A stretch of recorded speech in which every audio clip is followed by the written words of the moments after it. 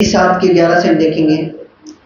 अतः जब तुम बुरे होकर अपने बच्चों को अच्छी वस्तुएं देना जानते हो तो तुम्हारा स्वर्गीय पिता अपने मांगने वालों को अच्छी वस्तु क्यों ना देगा। इस कारण जो कुछ तुम चाहते हो कि मनुष्य तुम्हारे साथ करे तुम भी उनके साथ वैसा ही करो, क्योंकि व्यवस्था और भविष्यवक्ताओं की शिक्षा यही है। यहाँ पे परमेश्वर का वचन क्या कह रहा है? जब तुम बुरे होकर अपने बच्चों को अच्छी वस्तु देना जानते हो तो तुम्हारा स्वर्गीय पिता अपने मांगने वालों को अच्छी वस्तु क्यों ना देगा। जब एक संसारिक बाप जो प्रभु को नहीं जानता, वो अन्य जाति हैं, तो प्रभु को चाहे नहीं भी जानते, तो जब उसका बेटा उससे रोटी मांगता है या कुछ अच्छी खाने की चीज मांगता है तो वो उसकी थाली के अंदर लाकर, उसकी थाली में लाकर सांप और बिच्छू नहीं रख देता। हालेलुया। सांप और बिच्छू तो रख देता। मान लो किसी ने, इसके बच्चे ने, बेटे ने, बेटी ने उससे अगर खाने की कोई वस्तु मांगी है, रोटी मांगी है, सब्जी मांगी है, कुछ भी मांगी है XYZ, तो क्या वो उसकी थाली में लाकर जंगल से पकड़ के सांप रख देता है? नहीं। प्रभु कहता है कि अगर संसारिक बाप ऐसा नहीं कर सकता तो मैं तुम्हारा परमेश्वर हूं, मैंने तुम्हें सृजा है, मैंने तुम्हें रचा है, मैंने तुम्हें बनाया है, तुम मेरे हाथों की कारागरी हो, तुम मैंने तुम्हें अपने हाथों से रचा है, तो क्या मैं तुम्हारे लिए क्या बुरा सोच सकता हूं? पर कई बार जब परीक्षाएं हमारी जिंदगी में आती हैं तो हमें कई बार जब प्रभु हमारे लाइफ के अंदर कोई परीक्षा को भेजता है तो वो परीक्षा हमें बुरी लगती है। वो परीक्षा में ऐसी लगती है कि ये परीक्षा पता नहीं प्रभु ने हमारी लाइफ में क्यों भेज दी, है ना। हम प्रभु पे कुड़कुड़ाना शुरू हो जाते हैं, बुड़बुड़ाना शुरू हो जाते हैं। पर उसका परीक्षा का भेजने का मतलब क्या है, वो चीज समझनी पड़ेगी। परीक्षा को भेजने का मतलब ये है कि तुम अपने नेक्स्ट लेवल पे जा पाओ, तुम उस परीक्षा में खरे निकलकर अपने विश्वास को परिपक्व करके, मजबूत करके तुम अगले लेवल पे जा सको। परीक्षा का मतलब यही होता है कि कई बार एक व्यक्ति को करेक्ट करने के लिए, मान लो कि व्यक्ति गलत चल रहा है, प्रभु उसकी लाइफ में परीक्षा को भेजता है, उसकी लाइफ को करेक्ट करने के लिए, उसके जीवन को, उसके चरित्र को करेक्ट करने के लिए परमेश्वर उसकी लाइफ के अंदर क्या भेजता है? परीक्षा भेजता है। पर परीक्षा के अंदर जाने के लिए कोई भी तैयार नहीं है। पर जो लोग परीक्षा में जाते हैं और जो लोग परीक्षा में जाने के बाद, जो लोग परीक्षा के अंदर, अपने टेस्ट के अंदर खरे निकलते हैं, बाइबल ऐसा कहती है परमेश्वर उन्हें एक मुकुट देता है। वो महिमा का मुकुट होता है। उस मुकुट को जब एक व्यक्ति पहन लेता है, परमेश्वर की ग्रेस उसकी जिंदगी में कार्य करना शुरू करती है यीशु मसीह के नाम में। आमीन, हालेलुया। अगर एक संसारिक बाप, अगर उसका बेटा उससे रोटी मांगे तो उसकी थाली में सांप नहीं देता, अगर उससे रोटी मांगे तो पत्थर उसकी थाली में नहीं रखता, तो परमेश्वर हमारा भला परमेश्वर है। बाइबल ऐसा कहती है कि जो परमेश्वर है वो दया का सागर है, वो क्षमा की खान है, वो प्रेम करने वाला परमेश्वर है। उसने अपने इकलौते बेटे को भी हमारे लिए नहीं रख छोड़ा, पर उसे भी हमारे लिए कुर्बान कर दिया। प्रभु यीशु मसीह हमारे लिए आया, जगत में आया, उसने पूरी मानव जाति का पाप अपने ऊपर लिया और वो कुर्बान हुआ। उसने सलीब पे अपने लहू की एक बूंद बहा दी। उसने हमसे इतना प्रेम किया। परमेश्वर भला परमेश्वर है। परमेश्वर सिर्फ आपसे एक ही चीज की डिमांड करता है। वो चीज क्या है? परमेश्वर आपसे इस चीज की डिमांड करता है कि आप लोगों ने पाप नहीं करना, आप लोगों ने गुनाह में नहीं जाना, आप लोगों ने सिन में नहीं जाना, आपने पवित्रता से भरा हुआ जीवन जीना है। परमेश्वर सिर्फ आपसे ये चीज डिमांड करता है, क्योंकि पवित्रता जो है वो एक हथियार है शैतान के खिलाफ। जितना ज्यादा आप होलीनेस में रहते हो, आप परमेश्वर के ऐसे बड़े बड़े कामों को अपनी लाइफ के ऊपर देखते हो जो कभी आपने ना देखे थे, ना कभी आपने समझे थे। परमेश्वर कहता है कि तुम पाप ना करो। जब एक व्यभिचारिणी औरत पकड़ी जाती है, हालेलुया, यूहन्ना की पुस्तक के अंदर हम देखते हैं, यूहन्ना की पुस्तक निकालेंगे सब जन।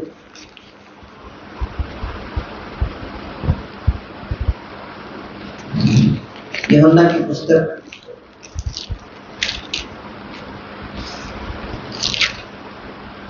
Hallelujah, thank you Jesus. 8 अध्याय, उसमें लिखा 10 वचन में, 8 के 10 में, यीशु ने सीधे होकर उससे कहा, हे नारी, वे कहाँ गए? क्या किसी ने तुझ पर दंड की आज्ञा नहीं दी? उसने कहा, हे प्रभु, किसी ने नहीं दी। यीशु ने कहा, मैं भी तुझ पर दंड की आज्ञा नहीं देता, जा और फिर पाप ना करना। क्या कहा प्रभु ने? कि जा और फिर पाप ना करना।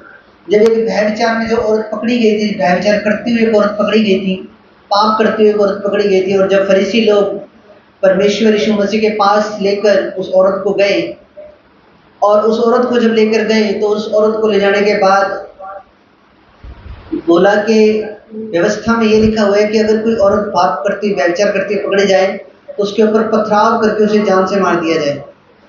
प्रभु यीशु मसीह ने कहा, क्योंकि प्रभु यीशु मसीह दया से भरा हुआ परमेश्वर है, प्रभु यीशु मसीह ने कहा, जिसने कभी कोई अपनी जिंदगी में पाप ना किया हो वो उससे पहला पत्थर मारे।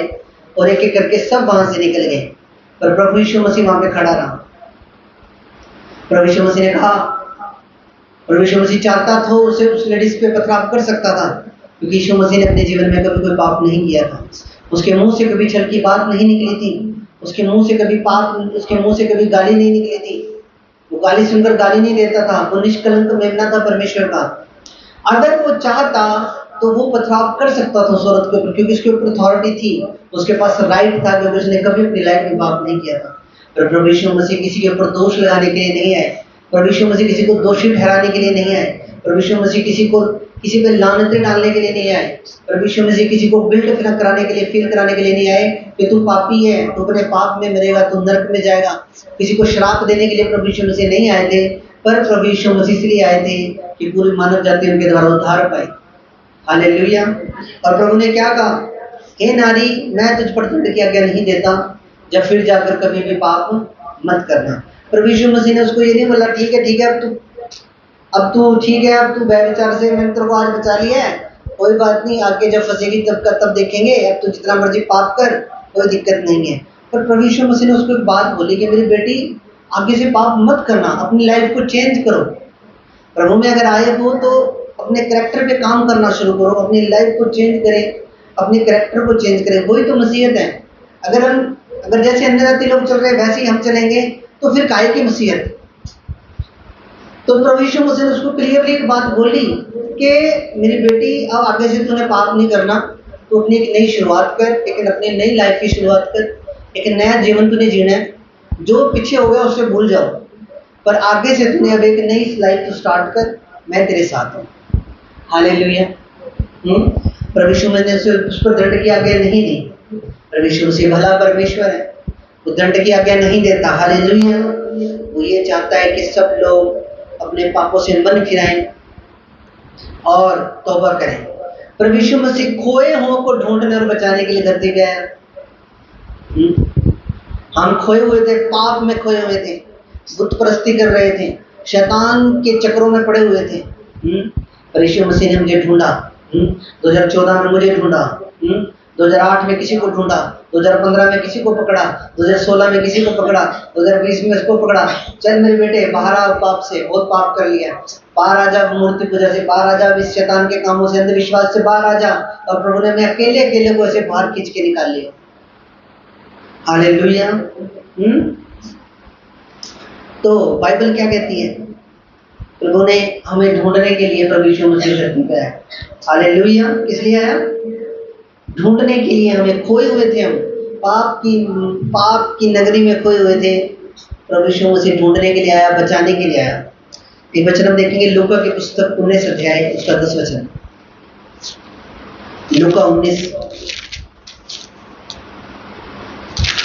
19 निकालेंगे। लूका 19 उसका 10 वचन। यहाँ पे लिखा, मनुष्य का पुत्र खोए को ढूंढने और उनका उद्धार करने के लिए आया है।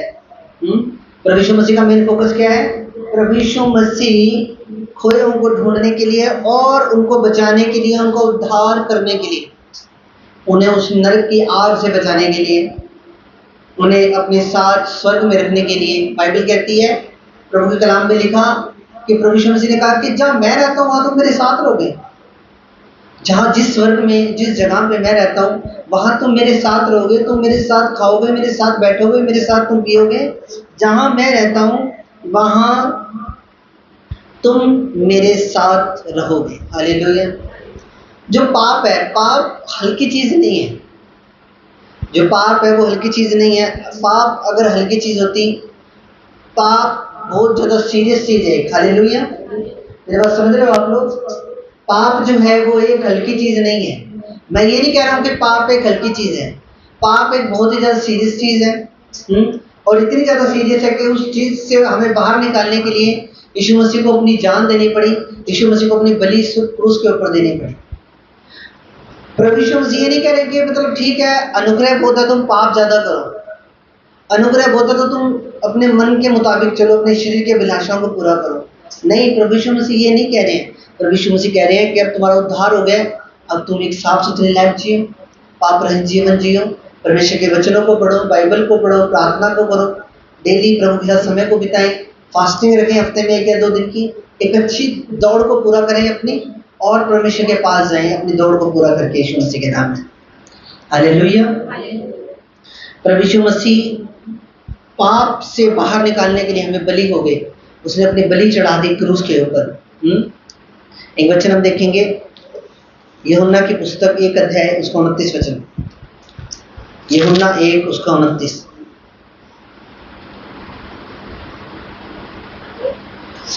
क्या लिखा? दूसरे दिन उसने यीशु को अपनी ओर आते देखकर कहा, देखो यह परमेश्वर का मेमना है जो जगत का पाप उठा ले जाता है। देखो इस वचन में बिल्कुल क्लियर लिखा हुआ है ना कि प्रभु यीशु मसीह धरती पे किस लिए आया? जगत का पाप उठा के ले गया। एक वचन और देखेंगे, 3 का 14। और जिस रीति से मूसा ने जंगल में सांप को ऊंचे पर चढ़ाया, उसी रीति से जरूरी है कि मनुष्य का पुत्र भी ऊंचे पर चढ़ाया जाए, ताकि जो भी इस पर विश्वास करे वह अनंत जीवन पाए। 6 का 53 से 58 देखेंगे। 6 अध्याय उसका 53 से 58 वचन। यहाँ पे लिखा, यीशु ने कहा, मैं तुमसे सच कहता हूँ, सच सच कहता हूँ कि जब तक मनुष्य के पुत्र का मांस ना खाओ, उसका लहू ना पियो, तुम्हें जीवन नहीं। जो मेरा मांस खाता और लहू पीता है, अनंत जीवन उसका है, और मैं उसे अंतिम दिन फिर जिला उठाऊंगा। हालेलुया। अब मैं आपको चीज समझाने की कोशिश कर रहा हूं कि पाप हल्की चीज नहीं है। पाप बहुत ज्यादा सीरियस चीज है, और पाप से बाहर निकालने के लिए ही प्रभु यीशु मसीह ने क्रूस के ऊपर अपना बलिदान दिया। प्रभु यीशु मसीह ने उस लेडीज को जो व्यभिचार में पकड़ी गई थी, उसको ये बात बोल के उसको जाने दिया। ये बात उसको बोला, स्पेशल बोली उसको प्रभु ने बात कि आगे से पाप करना छोड़ दे। हालेलुया। एक वचन हम और देखेंगे, मत्ती 4 उसका 17 वचन देखेंगे। डायरी पेन लेके आया करो, आयतें लिखा करो। कितनी बार बोला हुआ है मैंने, कोई डायरी पेन नहीं लेके आता। मत्ती 4 उसका 17।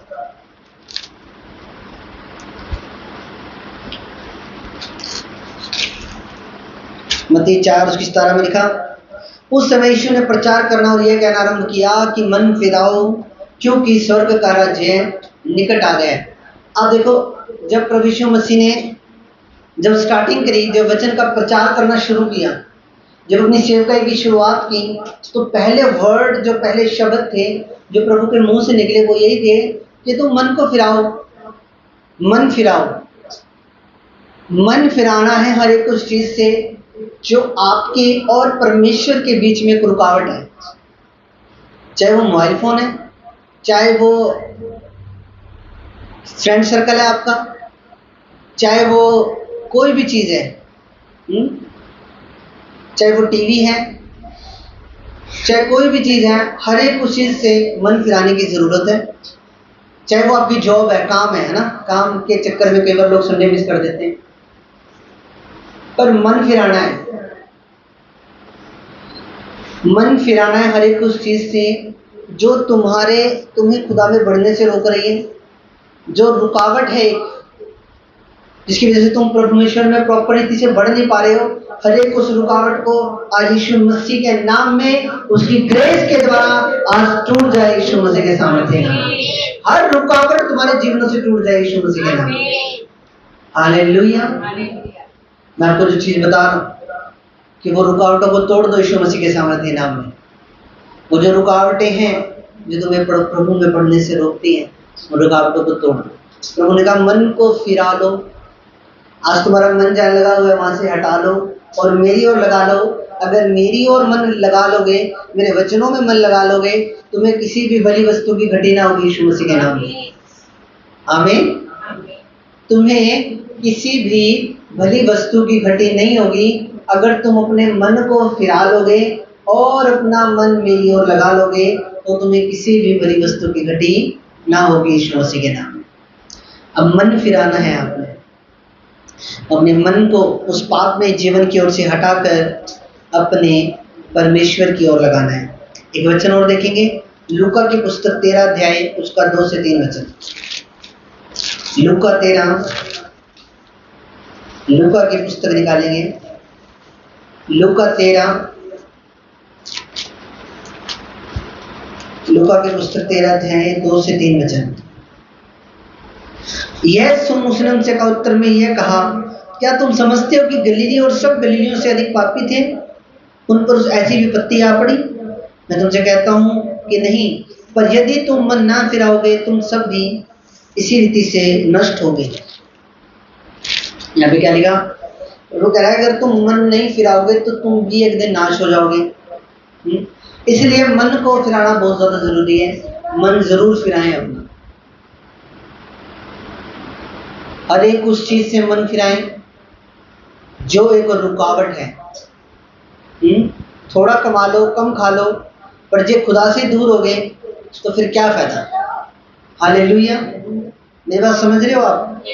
जे परमेश्वर से दूर हो गए, जो हमारी आशीष का स्रोत है, जो हमें, जिसने अभी तक हमें बचा के रखा, हमें हॉस्पिटलाइज होने से बचाया, हमारे बॉडी के अंगों को सही रखा, हमें अच्छी सेहत तंदुरुस्ती दी, अगर हम उसी परमेश्वर से विमुख हो गए, उसी परमेश्वर से अगर दूर हो गए तो फिर क्या फायदा है?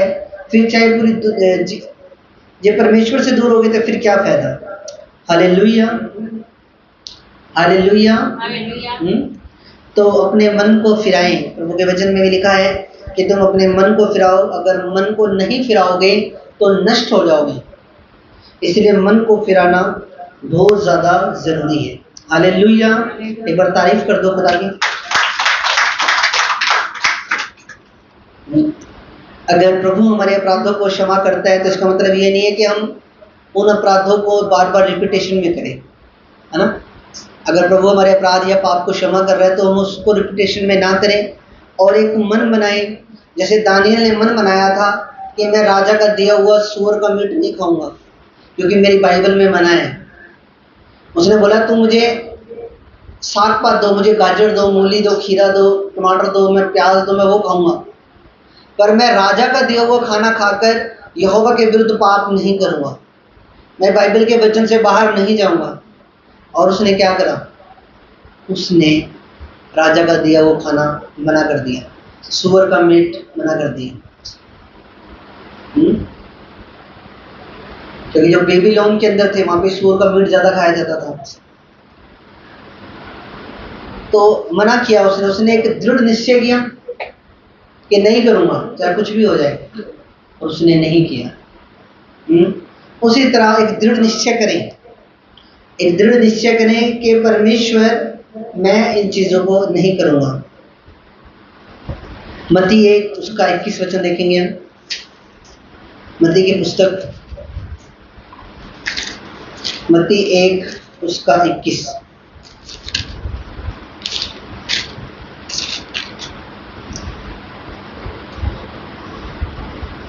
वह पुत्र जनेगी और तो उसका नाम यीशु रखना, क्योंकि वह अपने लोगों को उनके पापों से उद्धार करेगा।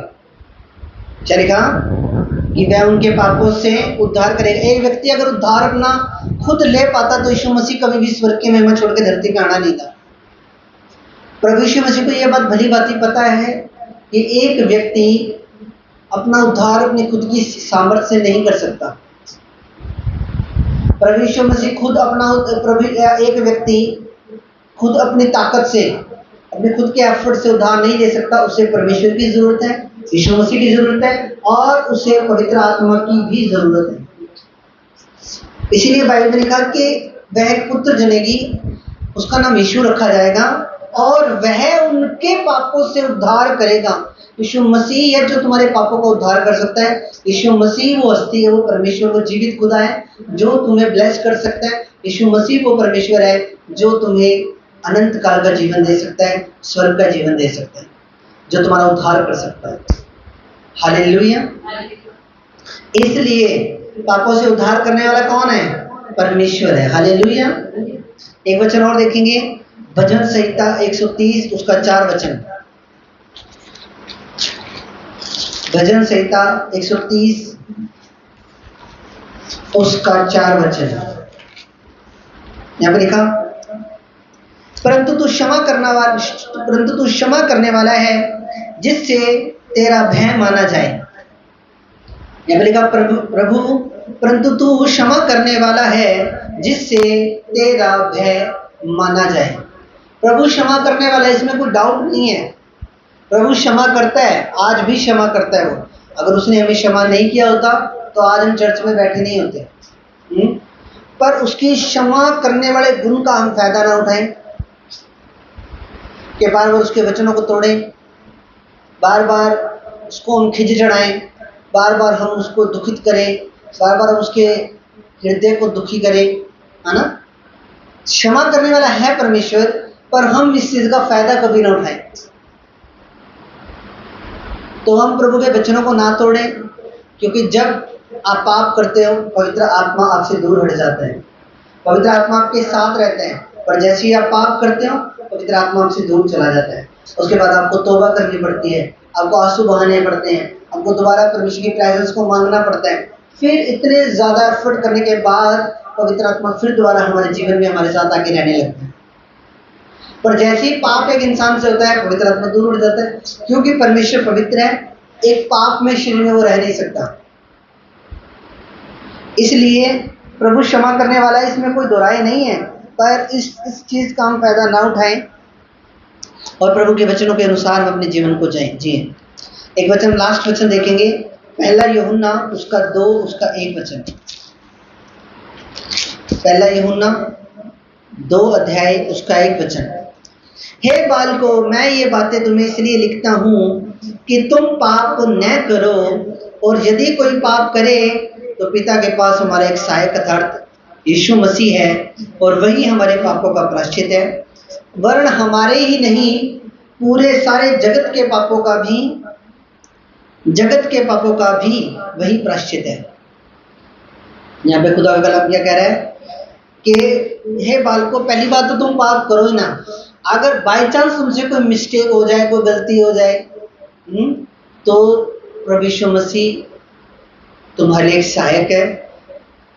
तुम्हारे ही पापों के लिए नहीं, पूरे संसार के पापों के लिए वो एक सहायक है हमारा। तो हम पश्चाताप करेंगे। अगर कोई गलती होगी, कोई पाप होगा, कोई देखने, सोचने, बोलने के द्वारा किसी भी रीति से अगर कोई भी गलती होगी, तो हम पाप करेंगे, हम पश्चाताप करेंगे और पाप से पश्चाताप करेंगे। हालेलुया। हम पाप से पश्चाताप करेंगे यीशु मसीह के नाम में। हालेलुया। और पापों का प्रायश्चित करेंगे।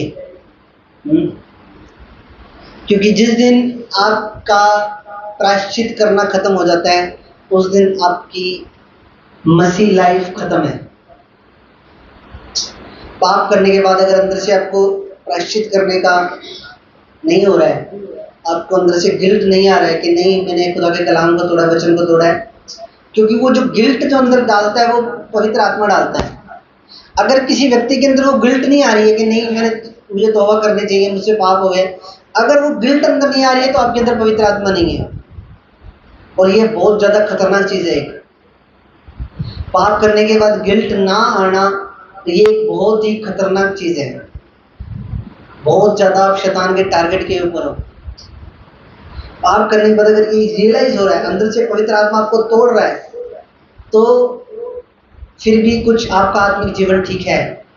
पर अगर पाप करने के बाद अंदर से गिल्ट नहीं आ रही है, आपको तौबा नहीं करने का मन हो रहा है, आपको ये नहीं हो रहा कि मैं घुटनों पे जाऊं और मैं प्रभु से गलती हुई है मुझसे, ये कोई भी गलती हो सकती है इंसान से, इंसान गलतियों का पुतला है ना। इस संसार में जब हम रह रहे हैं तो संसार में चलते हुए, पर उस गलती को सुधारना बहुत ज़्यादा ज़रूरी है। तो जब एक व्यक्ति के अंदर अगर गिल्ट नहीं आ रहा है, अगर एक व्यक्ति के अंदर गिल्ट नहीं आ रहा है कि मतलब मुझसे पाप हो गया, कोई गल नहीं, हो गया की गल है, अगर ये वाली फीलिंग आ रही है तो वो व्यक्ति प्रभु से भी दूर है, वो खुदा के नज़दीक नहीं है, ना उसके अंदर पवित्र आत्मा है। अगर उसके अंदर गिल्ट नहीं आ रहा है, तो अगर किसी का दिल दुखा के आपके मुंह से वह अगर गलत निकल जाता है किसी के लिए, अगर किसी का दिल दुखाने के बाद आपके मन में गिल्ट नहीं आ रहा है कि नहीं यार मैंने उसको गलत बोल दिया, और आप सॉरी फील नहीं कर रहे, ये नहीं कि आपके अंदर होली स्पिरिट नहीं है, वो दया का आत्मा है, वो प्रेम से भरा हुआ आत्मा है। हालेलुया। तो प्रभु का वचन कहता है कि प्रायश्चित करो, अपने मन को फिराओ। अगर एक रिश्ता हुआ हो दूल्हा और दुल्हन का, और शादी से 2 या 3 दिन पहले दूल्हे को ये बात पता लग जाए या दुल्हन को ये बात पता लग जाए कि वो लड़का गलत है, किसी और के साथ गलत संबंध में है, या नशे चिट्टा लगाता है, कोई भी XYZ नशा करता है, तो क्या वो शादी हो पाएगी? नहीं होगी वो शादी, वो उसी टाइम टूट जाएगी। कार्ड जो छपवाए गए थे वो वहीं के धरे रह जाएंगे, क्योंकि दुल्हन के अंदर अगर दोष पाया गया, दुल्हन के अंदर दोष पाया गया तो रिश्ता टूटने के चांसेस हैं। अगर दूल्हे के अंदर दोष पाया गया तो भी रिश्ता टूटने के चांसेस हैं। और प्रभु कहता है कि तुम मेरी दुल्हन हो, प्रभु यीशु मसीह हमारा दूल्हा है, उसने हमें लेने के लिए आना। अगर जी हमारे अंदर कोई दोष पाया गया तो प्रभु हमें ही छोड़ जाएगा, लेके नहीं जाएगा अपने साथ।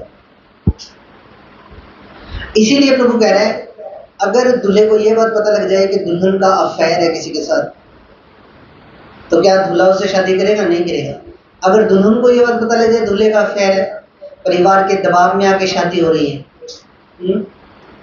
तो क्या वो शादी करेंगे? नहीं करेंगे, उसी टाइम शादी टूट जाएगी। अगर कोई दोष पाया गया दूल्हा या दुल्हन के अंदर तो भी शादी टूट जाएगी। हालेलुया। अगर शादी जिस टाइम लड़का देखने के लिए दुल्हन को गया था उस टाइम तो कोई और दिखा दी और मंडप में कोई और बिठा दी, तो क्या शादी होगी? हालेलुया। होगी शादी? होगी? नहीं होगी। अगर देखने जिस टाइम दूल्हा गया उस टाइम तो सुंदर लड़की दिखा दी, और जब शादी के टाइम मंडप में जिस टाइम बिठाई उस टाइम लड़की कोई और बिठा दी जो सुंदर नहीं है, तो क्या शादी होगी? तो भी शादी नहीं होगी। हालेलुया। तो हम प्रभु की दुल्हन है, प्रभु की दुल्हन है हम, और दुल्हन के अंदर किसी भी तरह का कोई भी कलंक नहीं होना चाहिए। दुल्हन बिल्कुल साफ सुथरी, पवित्रता के अंदर स्ट्रांग, करैक्टर में स्ट्रांग, हर चीज में बढ़िया होनी चाहिए यीशु मसीह के सामर्थ्य नाम में। हालेलुया। जब यीशु मसीह आए लेने के लिए तो यीशु मसीह हमें उठाए अपने साथ लेके जाए। भजन है ना, बदला दी सवारी करके यीशु तू एक दिन आवेगा, खोल खरीदे अपने आनू तो नाल लेके जावेगा। हालेलुया। तो उसने आना है व्हाइट घोड़े के ऊपर बैठकर, उसने आना है हमें लेने के लिए, क्योंकि हम उसके खून खरीदे हुए हैं, हम उसकी दुल्हन है यीशु मसीह के सामर्थ्य नाम। प्रभु यीशु मसीह ने जब उस व्यभिचार में औरत जो पकड़ी गई थी उसको जब बचाया, उसको जान से मार देते नहीं, तो उसको जब बचाया प्रभु ने उसको एक ही बात बोली, अब आगे से पाप नहीं करना। 38 साल के रोगी को चंगा किया तो बोला आगे से पाप मत करना।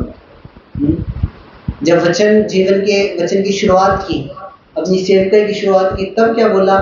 मन फिराओ, अपने पापों से पश्चाताप करो। हालेलुया। तो खुदा आपको आशीष दे आज के कलाम के द्वारा। तो मेरा बिलीव है आज के वचन के द्वारा आप आशीषित हुए हो। आज के वचन में ज़्यादा वो थे, आयतें ज़्यादा थी, तो आप घर पे जाके यूट्यूब पे प्रभु के वचन को दोबारा सुनोगे और सारी आयतों को आप नोट करोगे अपनी कॉपी के अंदर या डायरी के अंदर। हालेलुया, आमीन। तो आओ हम दुआ करते हैं। खुदा हम धन्यवाद करते हैं प्रभु आज के दिन के लिए पिता। प्रभु जो वचन आज तेरे बेटे बेटियों ने सुने हैं उनके जीवन में 100 गुना फलों को लेकर आए। तो शैतान अंधकार इन वचनों को चुराने ना पाए पिता। आपका धन्यवाद करते हैं प्रभु यीशु मसीह। ये वचन के दिलों में पट्टियों पर लिखे जाए प्रभु। हर एक उस दुष्ट आत्मा को मैं डांटता हूँ जो इन्हें चर्च आने से रोकता है खुदावन। वो शैतान जो इनको आलसपना का दुष्ट आत्मा जो है जो इन्हें चर्च आने से रोकता है, यीशु के नाम से मैं श्रापित करता हूँ परमेश्वर। खुदावन तो दया है। आपका धन्यवाद प्रभु। ये वचन दिलों में पट्टियों पर लिखे जाए खुदावन यीशु मसीह के सामर्थ्य में। आमीन, आमीन।